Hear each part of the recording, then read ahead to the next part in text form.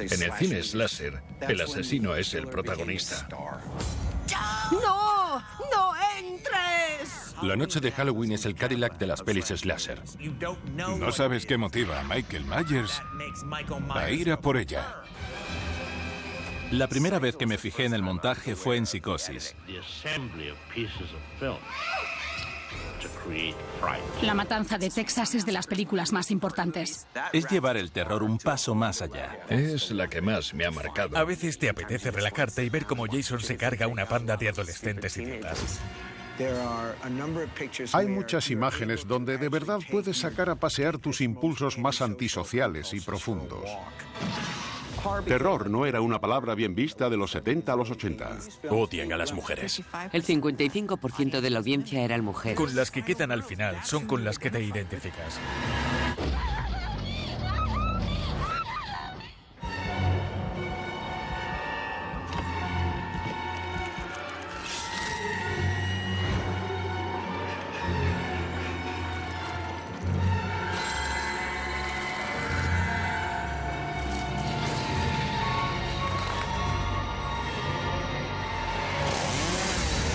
La historia del terror.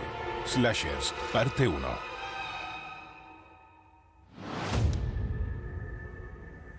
El primer día de rodaje de la noche de Halloween estaba detrás de una casa. Todavía no conocía a nadie. Tenía 19 años y me preguntaba, ¿qué hago aquí? ¿Cómo comienzo? Y de repente escucho, venga, vale, todos prevenidos. Vamos a grabar. Cámaras. Y me tenía que poner a gritar. No había gritado en mi vida. Es que ¿quién grita? ¿Quién grita?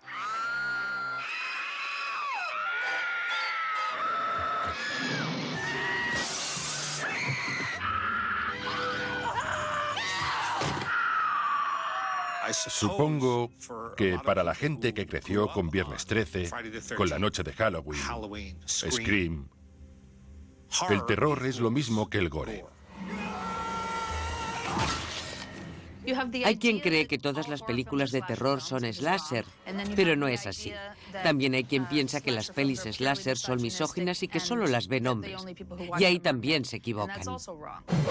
La máxima expresión del terror, las películas slasher, han sido denigradas desde que aparecieron en escena, aunque cuentan con mucho público. Hasta las peores pueden ser entretenidas.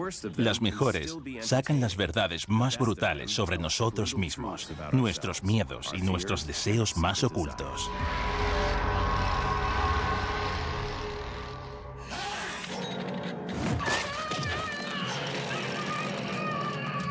En 1974, llega Bob Clark con Navidades Negras.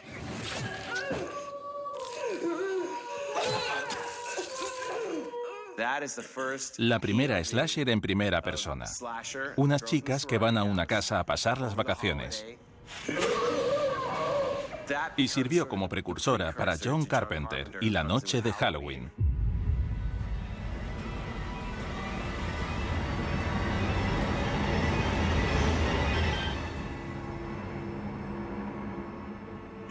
Halloween es técnicamente una película slasher, pero es el Cadillac de las pelis slasher.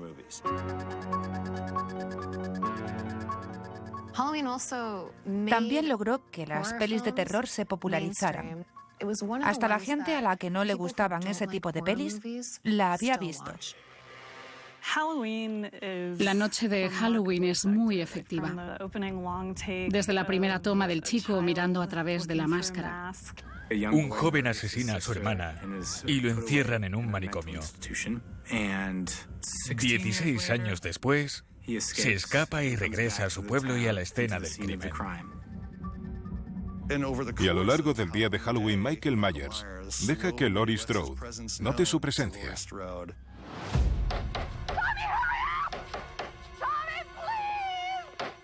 Eso no pasa en muchas pelis de miedo, que el protagonista te guste. En Viernes 13 quieres que mueran los buenos y los malos, pero aquí no quieres que Jamie Lee Curtis muera, sino que sobreviva. Creo que era una cuestión de emociones. John me dijo muy claro lo que quería, que mostrara toda mi vulnerabilidad. Por eso me eligió a mí, por lo visto, y no lo entendí con 19 años. Y a lo largo del día de Halloween, Michael Myers deja que Laurie Strode note su presencia. Creo que era una cuestión de emociones. John me dijo muy claro lo que quería, que mostrara toda mi vulnerabilidad. Por eso me eligió a mí, por lo visto, y no lo entendí con 19 años. Supe lo que quiso decirme cuando vi la película en un cine de Hollywood. En la escena donde Laurie Strode sale de noche a la calle para volver a casa caminando, de repente el público empezó a gritar: ¡No! ¡No entres!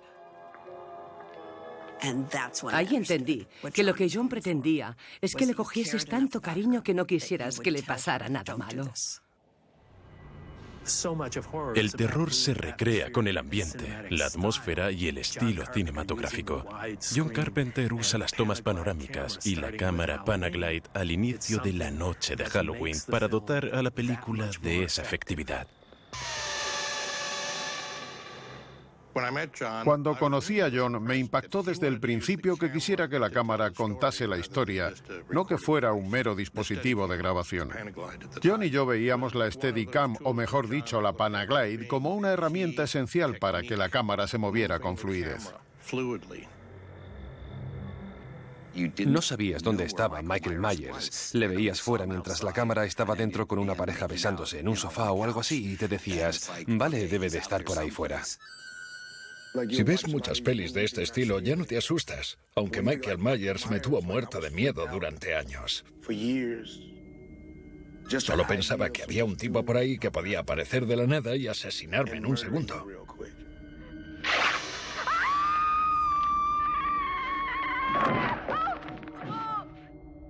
Michael Myers es un ser humano, o mejor dicho, un lobo con máscara de humano.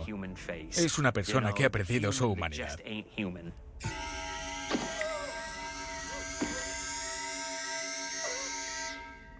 En las secuelas hubo un intento de meter con calzador otros personajes y leyendas para que fuera más interesante. En Halloween 2 se inventan que Laurie y Michael son hermanos.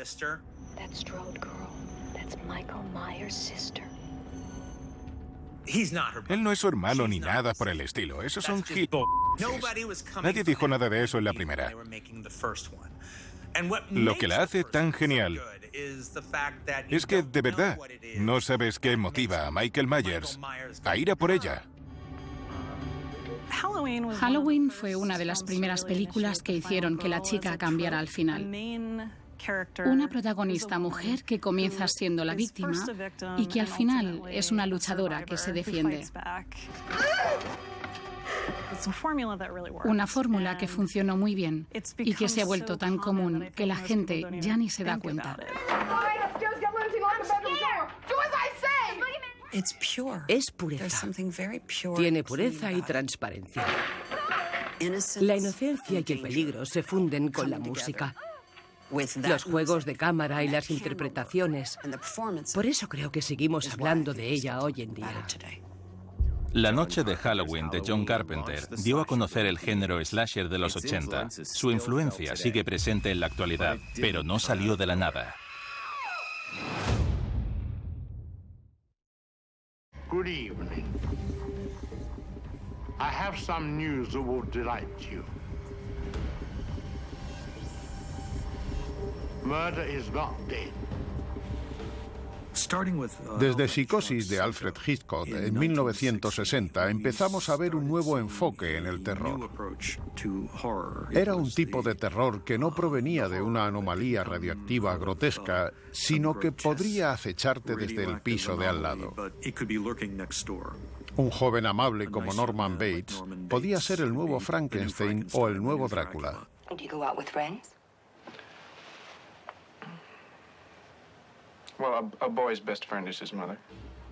Hitch siempre pensó que era una comedia, siempre lo dijo. My mother, what is the phrase? She isn't quite herself today. Pero es muy perverso y retorcido. There's hangers in the closet and stationery with Bates Motel printed on it in case you want to make your friends back home feel envious. And the, over there. The bathroom. Yeah. Algo que todavía hoy me choca de Psicosis es que la protagonista muere en los primeros 40 minutos de la peli. Sí. Aunque sabía qué pasaba en la escena de la ducha, no me podía creer que ella muriese. Queda mucha película.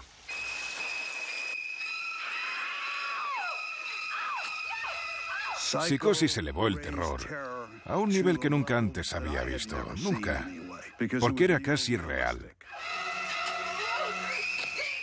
Antes de Psicosis eso era inimaginable, ese grado de terror. La película y Hitchcock metieron el miedo en la ducha. La primera vez que me fijé en el montaje fue en Psicosis. Y cómo se juega con la mente, con lo que se ve fuera de plano. This process of frightening is done by means of a given medium, the medium of pure cinema. The assembly of pieces of film to create fright. La escena de la ducha es una de las más emblemáticas que jamás se hayan creado, tanto que está grabada a fuego en el imaginario de la gente que ni siquiera ha visto la película. Todos conocen la música de Bernard Herrmann, ese... Los niños repiten ese sonido sin saber de dónde viene. Eso dice mucho de su impacto cultural. La banda sonora de Bernard Herrmann para la película era muy dramática, muy incisiva. Es casi imposible que un compositor de terror no haya luchado contra la música de Psicosis. No se puede evitar, es algo que debes asumir. En 1960, seguro que la gente que vio la escena de la ducha de Psicosis pensó que habían ido demasiado lejos. Alfred Hitchcock se ha pasado. Pero es inolvidable, son imágenes inolvidables. Estarán para siempre en nuestra retina y la gente tendrá pesadillas al recordarla. John Carpenter se inspiró mucho en Psicosis, hasta el punto de contratar a la hija de Janet Leigh, Jamie Lee Curtis, como protagonista. Es gracioso que sea el mismo género y la misma familia. Obviamente, fue lo más importante que hizo, al igual que para mí lo fue la noche de Halloween. Por eso, cuando digo que el titular será Muere la actriz de la noche de Halloween, así será. Así de simple. Igual que el de mi madre, muere la actriz de Psicosis. Gracias a Hitchcock, la gente puede aceptar que el cine sea lo principal en un thriller. Pero no lo aceptarían, por ejemplo, en una historia de amor, o en un drama de época, o en casi ningún otro género. Porque Hitchcock enseñó a la gente a pensar que lo primero es el cine. Así que hemos aprendido a aceptar que la cámara se enciende y hace cosas. Creo que es justo decir que Psicosis fue un punto de inflexión. Por lo menos en la historia del cine americano y de Hollywood, porque nadie hizo más por él que Alfred Hitchcock. No había vuelta atrás. No había vuelta atrás. Psicosis influyó a todas las películas de miedo que llegarían después y allanó el camino para un nuevo monstruo del cine, el asesino en serie con una motosierra.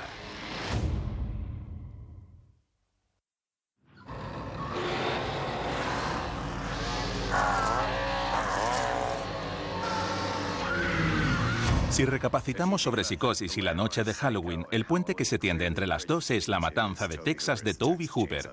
Sí. De todas las películas que hemos sacado, esa es la que más me ha marcado. Es todo lo que me gusta del cine y todo lo que yo siempre he querido hacer. Era desagradable y horrenda, y ese punto de paleto... Despiadada. Cambió mi manera de percibir el cine en un segundo. Hace cosa de un mes volvimos a ver La matanza de Texas. La he visto 8 veces. La matanza de Texas es de las películas más importantes. Te encuentras con una película que se llama La matanza de Texas y te esperas lo peor. Y es lo que ves.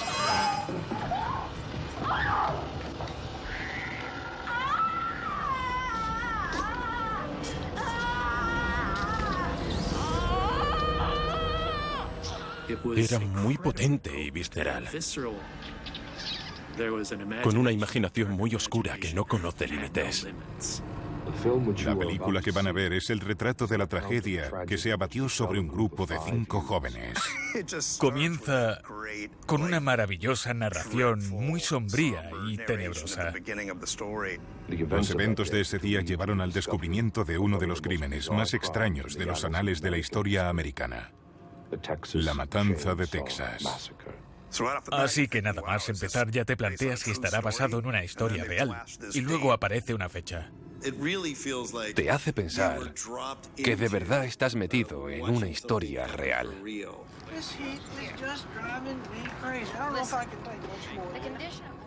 La matanza de Texas fue la primera que me hizo pensar que eran personas reales. Sí. Nunca los vi como actores.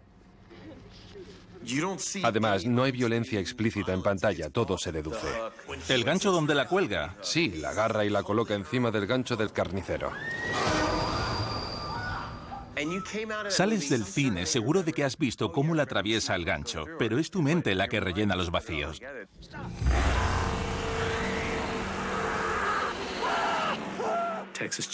La matanza de Texas está inspirada en la historia de Ed Gein de Wisconsin. It was a crime that shocked the small town of Plainfield, Wisconsin.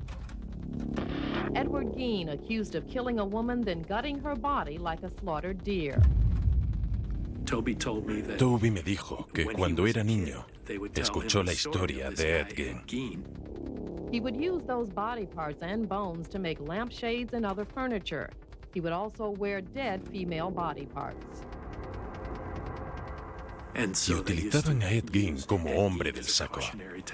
No seas malo o Ed Gein vendrá por ti.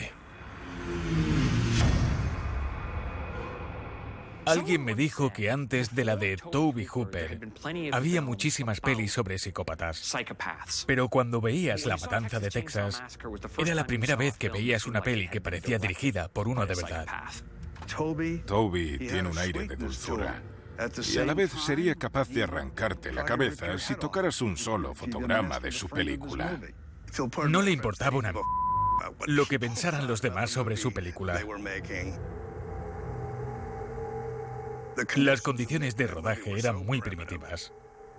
Tomaron prestadas unas cuantas cámaras Aeroflex de 16 milímetros de la universidad y se pusieron a grabar a pleno sol.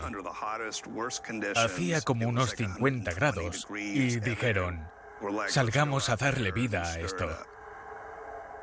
No fue una experiencia agradable para nadie, y eso quedó reflejado.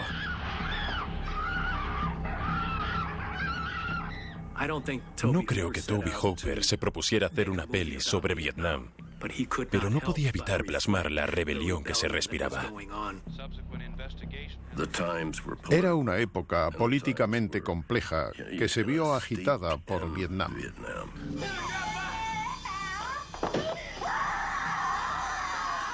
La Matanza de Texas es una historia muy americana y, en cierto modo, muy capitalista.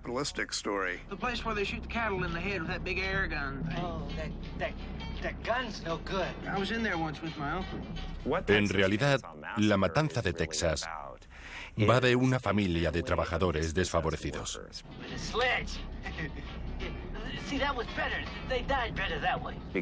Por culpa de la automatización y la pérdida de empleos, ya no tienen los medios para ganarse la vida.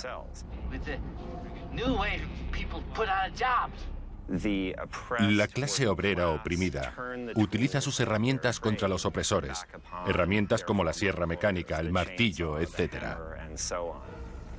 Eso se une a una represión social. La gente consume carne, pero no se pregunta de dónde viene. Al usar a los jóvenes como ganado y hacer que los trabajadores desfavorecidos se rebelen contra el sistema, vemos una catarsis, tanto de la propia carne como de la clase trabajadora.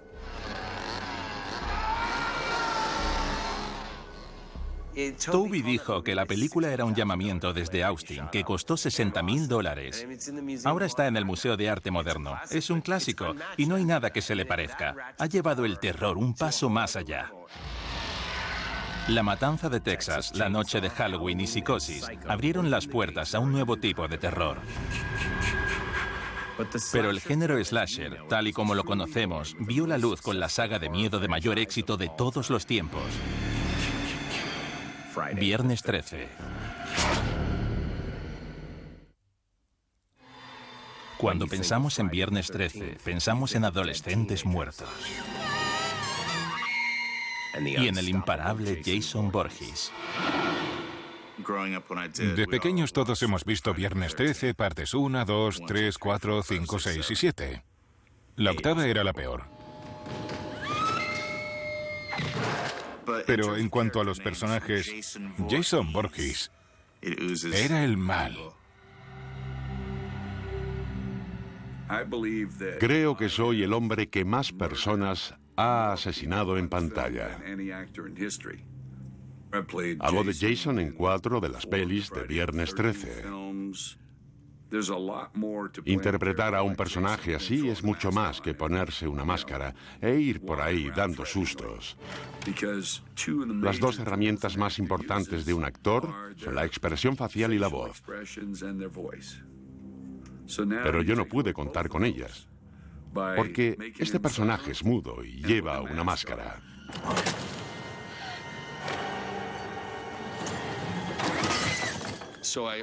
Así que intenté que Jason nunca pareciera torpe, lento o débil.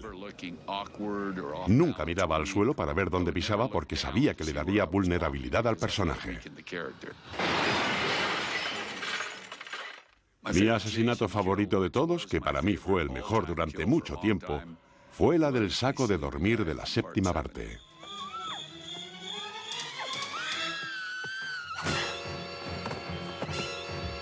Me entregué al 100% en ese personaje y me encantaba interpretarlo. Jason! Jason! Jason! I'm sorry. That's the wrong answer. Jason es sinónimo de Viernes 13, aunque apenas sale en la película original. Por lo demás, no le falta ningún detalle. Viernes 13 trata de un grupo de estudiantes que decide reabrir un campamento abandonado y acaban siendo el objetivo de un asesino misterioso.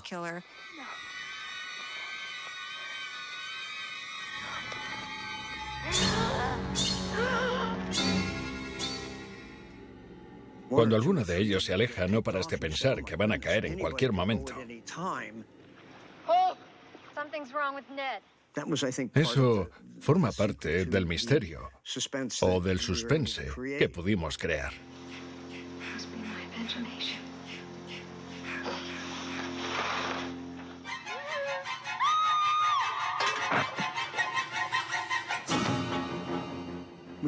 Necesitábamos a alguien que supiera más que nosotros sobre cómo hacer efectos especiales. ¿Quieres apuñalar a alguien? ¿Cómo lo haces? No puedes coger un cuchillo de goma y empezar a darle a la gente. Tuvimos mucha suerte de toparnos con Tom Savini y él tenía muchísimas ganas de participar. Trajo una energía muy positiva y maravillosa. Kevin Bacon estaba sentado debajo de la cama, solo sobresalía su cabeza. Así que en realidad la flecha le atravesaba un cuello y un pecho falso. Y mi ayudante bombeaba la sangre.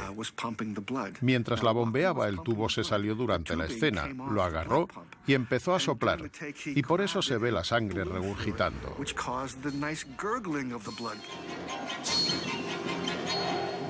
Fue un contratiempo que hizo que el efecto fuese mucho mejor. Lo que hace que Viernes 13 sea un clásico es la aparición de la señora Voorhees.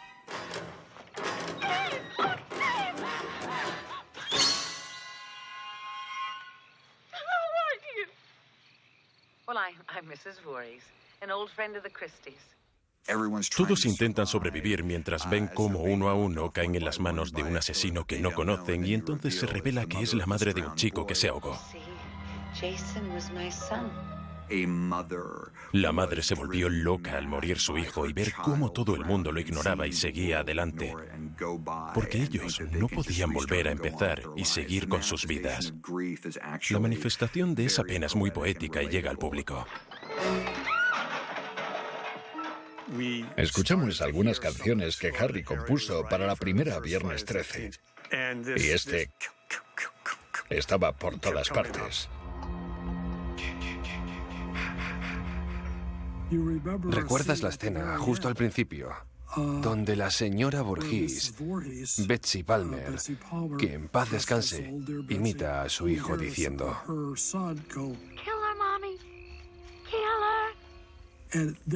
para mí fue una señal. Pensé, oye voces en su cabeza, así que cogí un micrófono y me puse a hacer. Al final quedó como... y se convirtió en la firma de toda la saga. Se conocía como el sonido de Jason. Look what you did to him.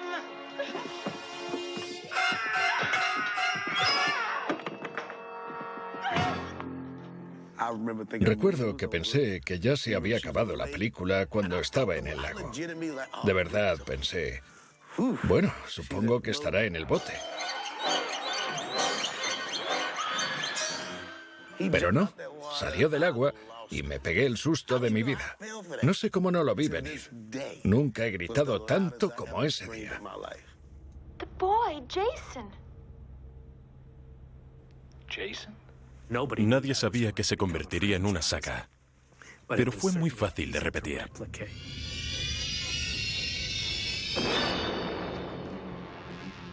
De lo que más me arrepiento es de haberle puesto una bolsa en la cabeza.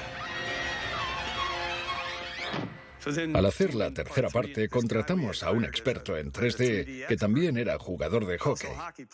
Yo seguía dándole vueltas porque no iba otra vez a ponerle la bolsa. No sabía qué hacer y un día llegó a la oficina con la máscara de portero y me dijo, ¿qué te parece esto? Era perfecto. Al instante ya vi el potencial que tenía.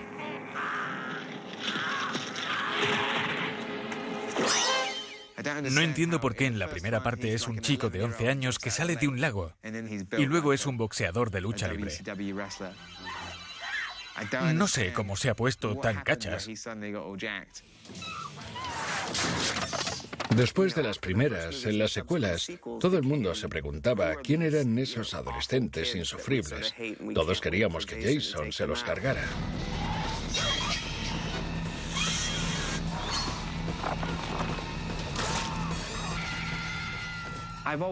Siempre he creído que las películas slasher de los 80 no funcionaban del todo como ficción de terror. Eran más bien comedias con buenos golpes. Y la razón era que los personajes eran siempre estereotipos unidimensionales. Un grupo de adolescentes donde había un deportista, un drogata, una facilona y una virgen. No significaban nada ni enganchaban al público. Por eso cuando llegaba el asesino en serie los empezaba a matar uno por uno. Nos hacía reír en lugar de atemorizarnos, porque él sí tenía mucha más presencia y personalidad.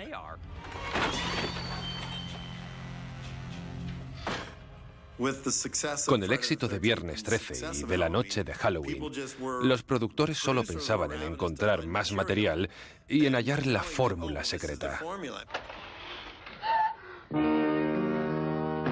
Una de las consecuencias del éxito de Viernes 13 y de otras pelis del estilo es que la gente desde fuera lo veía y pensaban, si matan a 10 y ganan tanto dinero, si matamos a 20, ganaremos muchísimo más.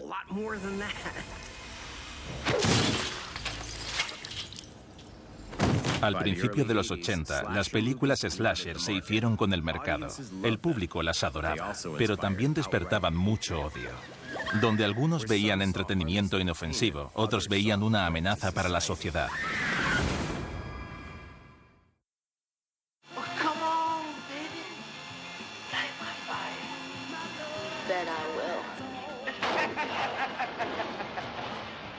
Te confieso algo, la peor peli de miedo que he visto era la... Ya, te entiendo. Así soy yo, porque cuando me la pongo pienso, ¿qué voy a ver? No tengo ni idea. Una película de miedo para mayores de 13 años tiene que asustar de una manera más artística.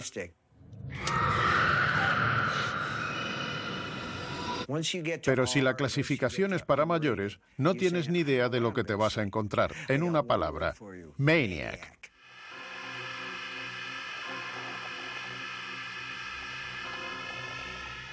Maniac es de mis películas favoritas. Pensé que a ti también te gustaría. Por eso te he traído un regalo, una figura de la peli. Esto no está ensayado. ¡Qué fuerte! Es una figura original. Estoy tan nervioso que casi la tiro. Es un cráneo ensangrentado. ¿No es bonito? Sí, lo es. De verdad. No sé cómo agradecértelo.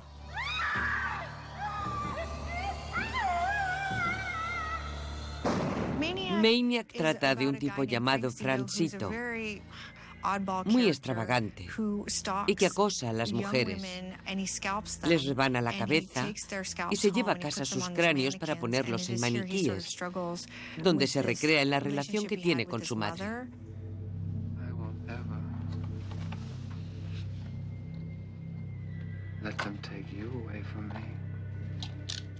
Es una mirada muy profunda a lo que ocurre dentro de la mente de un asesino en serie.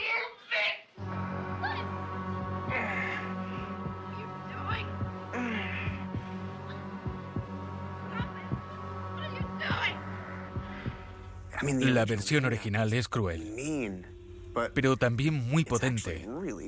Y gracias a la interpretación de Joe Spinell, también es muy emotiva.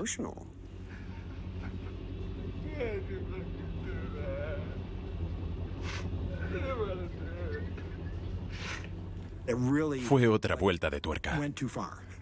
Durante la película, las escenas de asesinato se te hacían largas, eran brutales y macabras. Cuando se estrenó, estuvo rodeada de polémica. Las mujeres protestaban contra la misoginia. Por supuesto, todas estas películas se tachaban de misóginas, porque las víctimas eran sobre todo mujeres. Yo no creo que sea una película misógina. De hecho, yo como mujer creo que es puro realismo. Es una experiencia catártica, porque las mujeres se enfrentan a ese mundo a diario, donde tenemos que estar hiperconscientes de la gente que nos rodea y de lo que nos podría pasar. Maniac acaba con un grupo de mujeres que se vengan del asesino de una manera brutal. Hoy, muchos fans y expertos del cine la consideran un clásico, pero en los 80 estableció un ataque de pánico moral. Terror no era una palabra bien vista a finales de los 70 y principios de los 80. Creo que por el estallido de las películas slasher.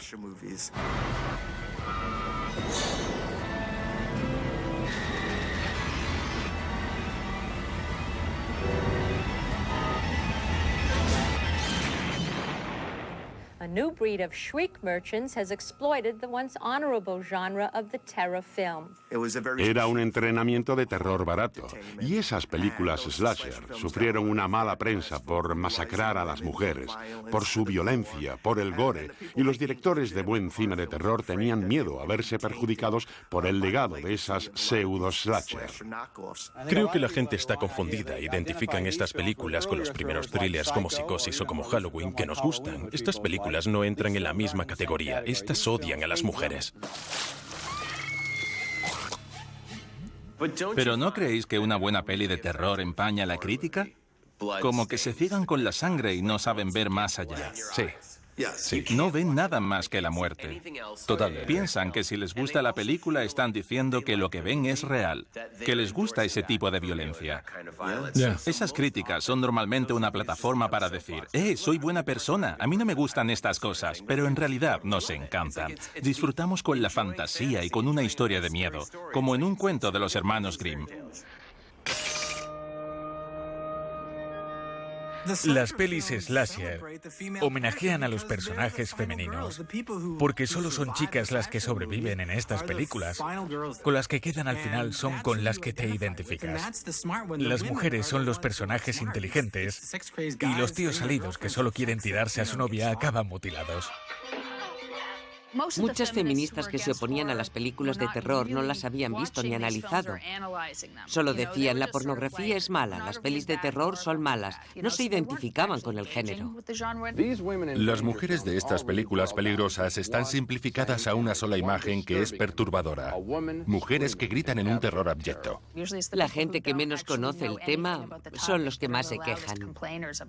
Y por desgracia, el público que suele ir a verlas tampoco respeta mucho a las mujeres. En los 80 el New York Times hizo una encuesta sobre las personas que iban al cine a ver este tipo de películas slasher y descubrieron que un 45% del público era adolescente y que el 55% de esa audiencia eran mujeres.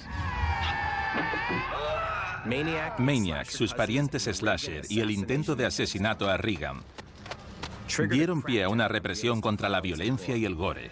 En 1984, la edad de oro del cine slasher llegó a su fin, pero la audiencia quería más. Así que los directores crearon un nuevo tipo de monstruo. Okay, show her. Well, is it a good guy or not? It is. It is. Una de mis primeras experiencias con el terror fue Muñeco Diabólico. Hi, I'm Chucky, and I'm your friend to the end. Hi-de-ho. La primera vez que la vi tenía 4 o 5 años. Era un muñeco adorable, pero de repente cobraba vida. Y luego estaban esos momentos en los que la cámara se movía. Y tú lo veías como a través de los ojos del muñeco. Me daba muy mal rollo.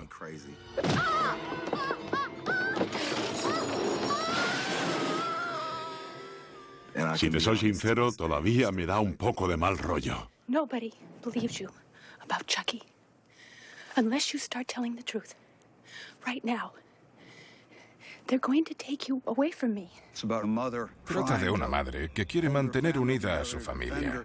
Defender a su hijo de estos cargos de asesinato. ¿En serio? Un niño de 7 años es horrible. Y puede que su niño esté loco porque insiste en que el muñeco le habla. Come on, Chucky, say something. Tell me. Hi, I'm Chucky, and I'm your friend to the end. Hi-de-ho. Ha ha ha. Para mí, el terror siempre intenta profanar lo sagrado. Pones a un niño, a los que siempre intentamos proteger y cuidar y mimar, y lo convertimos en el mayor del mundo. El juguete de un niño es igual de sagrado. Es algo con lo que crecemos. Y lo que hacemos es ensombrecer con la maldad del terror a estos elementos buenos y sagrados. You stupid bitch! You filthy slut! Did you with me? En los 80, el público objetivo de los publicistas eran los niños. Brought to you exclusively by Play Pals, makers of good guys and other fine toys. Como si los niños se hubieran convertido en estos monstruitos consumistas que obligaran a sus padres a comprarles más y más juguetes que no necesitan. Well, what do you think? I want a good guy to go with it. I know you do, Andy, but I didn't know about it in time this month to save up for it. Recuerdo que mi madre me contó una historia sobre 2 personas peleándose en un callejón por una muñeca repollo.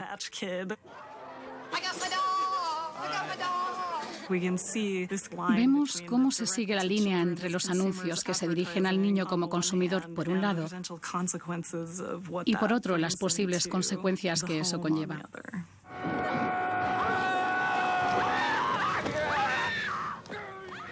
Les pedí que crearan un muñeco nunca visto para hacer cosas en pantalla nunca vistas.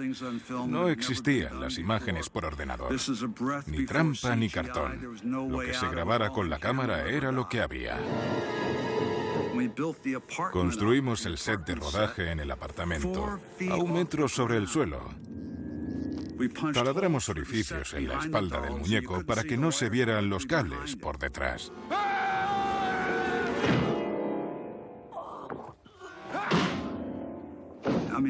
Usé todos los trucos que conocía para mantener la ilusión de que el muñeco estaba vivo y se movía. Hi, it's me, Chucky. What do you think?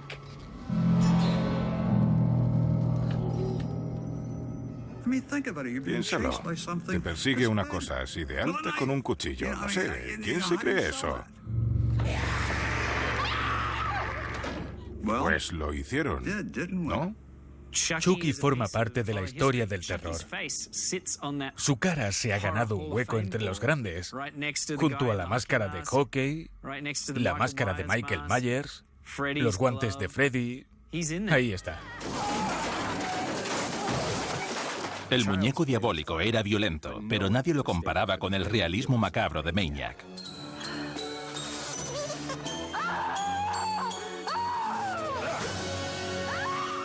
Chucky seguía la estela que había dejado uno de los personajes más famosos de la historia del terror, Freddy Krueger.